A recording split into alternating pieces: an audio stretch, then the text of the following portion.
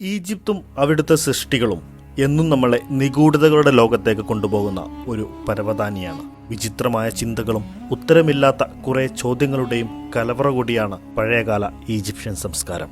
Sahara മരുഭൂമിയിലെ Giza പീഠഭൂമിയിൽ സ്ഥിതി ചെയ്യുന്ന ഈജിപ്തിലെ തന്നെ ഏറ്റവും പഴക്കം ചെന്ന പുരാതന ശില്പങ്ങളിലൊന്നായ സ്പിങ്സ് എന്ന മഹാശില്പത്തിന്റെ അടുത്തേക്കാണ് ഇന്നത്തെ യാത്ര. അതെ, the great sphinx of Giza.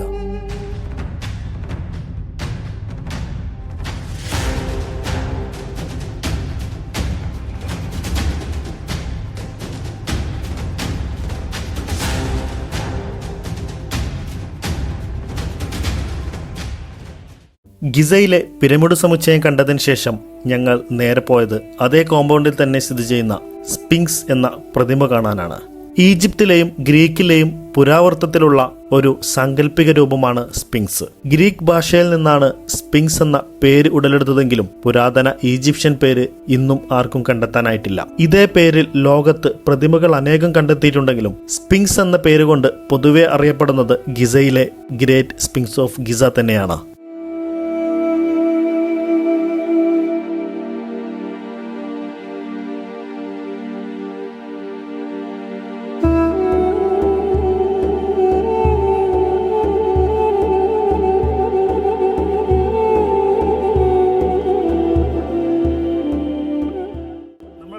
Sphinx എന്ന് പറയുന്ന മനുഷ്യന്റെ തലയും സിംഹത്തിന്റെ ഉടലുമായിട്ടുള്ള ഒരു ഒറ്റക്കൽ പ്രതിമയുടെ അടുത്താണ്. 4000 വർഷങ്ങൾക്ക് മുന്നേ അന്ന് ഇവരിത് നിർമ്മിച്ചത് ഒരു കരുത്തിന്റെ പ്രതീകമായിട്ടാണ് നിർമ്മിച്ചിട്ടുള്ളതെന്നാണ് ഐതിഹ്യം. ഇതിന്റെ അടുത്ത് തന്നെ നമുക്കൊരു ടെമ്പിളൊക്കെ കാണാൻ സാധിക്കും. നമുക്ക് കാണുന്നതാണ് സ്പിങ്സ് എന്നുള്ള പ്രതിമ.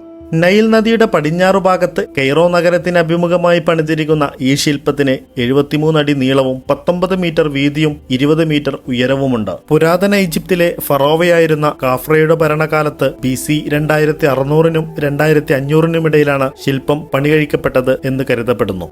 പിരമിഡിന്റെ അടുത്ത് നിന്ന് കുറച്ച് അകലെയായാണ് സ്പിങ്സ് നിർമ്മിക്കപ്പെട്ടിട്ടുള്ളത്. ഞങ്ങൾ കുതിരവണ്ടിയിൽ നിന്നും ഇറങ്ങി സ്പിങ്സിനടുത്തേക്ക് നടന്നു പോകാൻ തീരുമാനിച്ചു.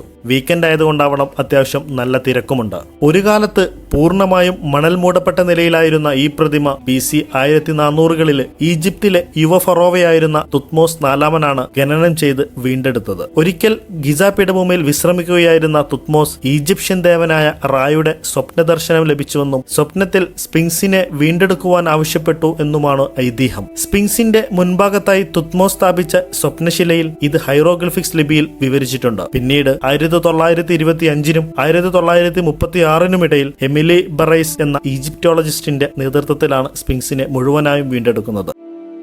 സ്പിങ്സിന്റെ മുൻഭാഗത്തായി മുഖത്തിന് അഭിമുഖമായിട്ടാണ് നമ്മൾ ഇപ്പോൾ നിൽക്കുന്നത്. പണ്ട് ചരിത്ര പുസ്തകത്തിലെ പുറംചട്ടയിൽ കണ്ട് പരിചയമുള്ള അതേ മുഖം. സ്പിങ്സിന്റെ മുഖം കാഫ്രെ എന്ന ഫറോവയെ പ്രതിനിധീകരിക്കുന്നതായാണ് കരുതപ്പെടുന്നത്. പിന്നിൽ കാണുന്ന വലിയ പിരമിഡ് അദ്ദേഹത്തിന്റെ ശവകുടീരമാണ്. 1987-ൽ ഗവേഷകർ ഇലക്ട്രോമാഗ്നറ്റിക് സൗണ്ട് സർവേ സംവിധാനം ഉപയോഗിച്ച് നടത്തിയ ഗവേഷണത്തിൽ ശില്പത്തിനകത്ത് വലിയ 2 ചേംബേഴ്സ് കണ്ടെത്തിയിരുന്നു. ഹാൾ ഓഫ് റെക്കോർഡ്സ് എന്ന് പറയുന്ന സഹസ്രാബ്ദങ്ങൾക്ക് മുമ്പുള്ള പിരമിഡ് നിർമ്മാണത്തിന്റെ രഹസ്യങ്ങളും അന്നത്തെ ടെക്നോളജികളും അടങ്ങിയ വലിയ ലൈബ്രറി തന്നെ ഉണ്ടെന്നുമാണ് സയന്റിസ്റ്റുകൾ വിശ്വസിക്കുന്നത്.